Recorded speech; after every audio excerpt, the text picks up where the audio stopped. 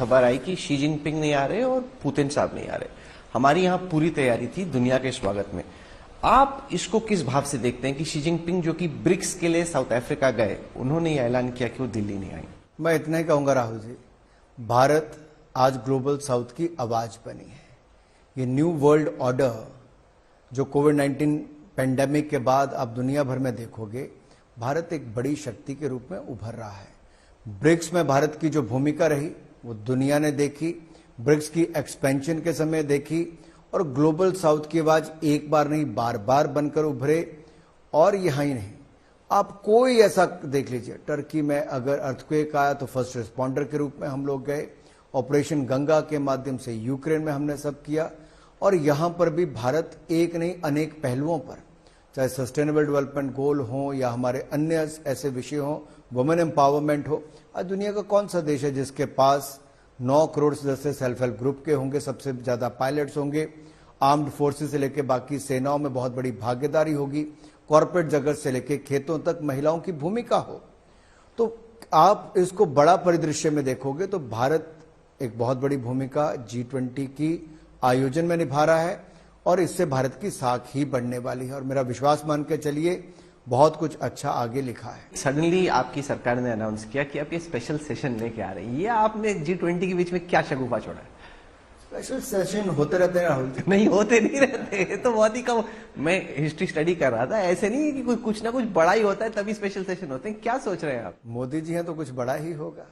अगर मात्र 2-2.5 साल में है भारत को नई संसद दे दें आजादी के अमृत महोत्सव में, आजादी का अमृत महोत्सव मनाते हुए देश के 2 लाख से ज्यादा कार्यक्रम हो, करोड़ों भारतीय जुड़े, हर घर तिरंगा अभियान में हर घर पे तिरंगा झंडा फहराया जाए। 370-35 के बाद तो जम्मू कश्मीर के भी हर घर में तिरंगा।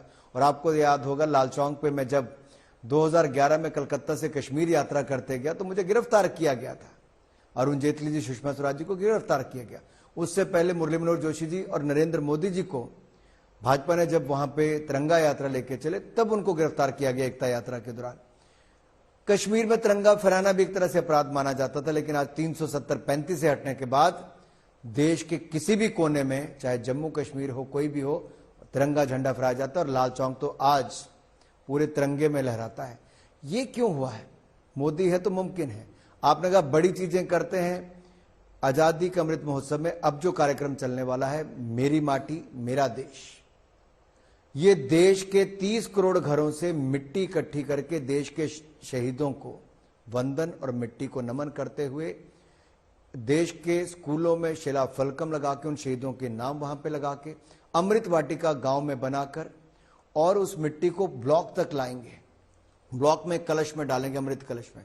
यह अमृत कलश यात्रा गांव से ब्लॉक, ब्लॉक से राज्य में, और 7500 ब्लॉकों से 7500 से ज्यादा कलश और अर्बन लोकल बॉडी में से वो दिल्ली में आएंगे।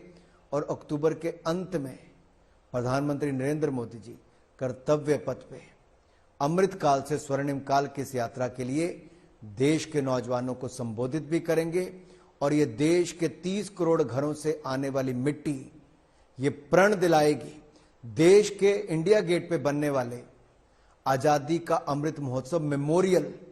जैसे प्रधानमंत्री मोदी जी ने किंग जॉर्ज पंचम की मूर्ति को हटाकर नेताजी सुभाष चंद्र बोस की मूर्ति लगाई, राजपथ को बदल के कर्तव्य पथ का निर्माण किया, वॉर मेमोरियल वहां पे बनाया, पुलिस मेमोरियल यहां पे बनाया, वैसे ही उसके पास में आजादी का अमृत महोत्सव की एक मेमोरियल बनेगा और देश के 30 करोड़ घरों से, हर गांव से आने वाली मिट्टी उसका हिस्सा बनेगी। ये आज तक कभी देश में नहीं हुआ, ये नरेंद्र मोदी जी कर रहे हैं। तो आप जब राजनीति की बात कर रहे थे, विशेष सत्र की बात कर रहे थे, तो अगर बड़ा भवन संसद का बना जो आने वाले कई शताब्दियों के लिए होगा, तो उसमें बहुत सारे बड़े काम हुए हैं।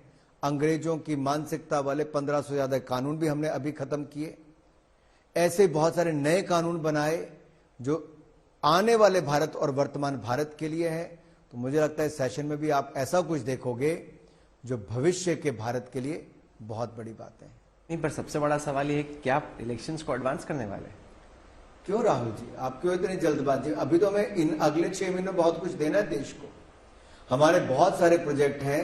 देखिए, जो कांग्रेस के समय के जो 40-50 सालों के प्रोजेक्ट रुके थे, हमने वो भी पूरे किए। जो मोदी जी ने अपने कालखंड में नींव पत्थर रखा, उन्होंने मोदी जी ने उनको भी पूरा किया। ऐसे कानून बनाए जो भविष्य के लिए भारत को और मजबूत कर सके, भारतीयों को, और ease of living, ease of doing business कर सके।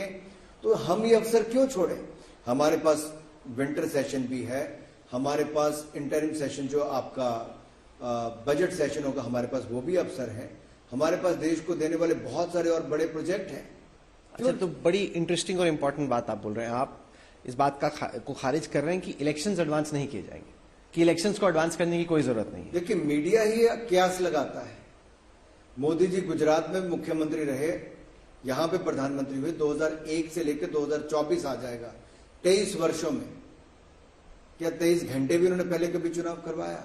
ये आपको क्यास लगाने हैं, आप मीडिया में कुछ भी कह सकते हैं, लेकिन क्या सरकार ने ऐसा कुछ कहा है?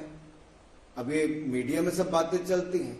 हम तो एक एक पल, एक एक क्षण नरेंद्र मोदी जी की सरकार देश को कैसे आगे बढ़ाना है, देश के लिए कौन से नए कानून, कौन से नए निर्णय, कौन से नए कदम, कौन से नए प्रोजेक्ट लागू करवाने हैं, हम उसी दिशा में काम करते हैं।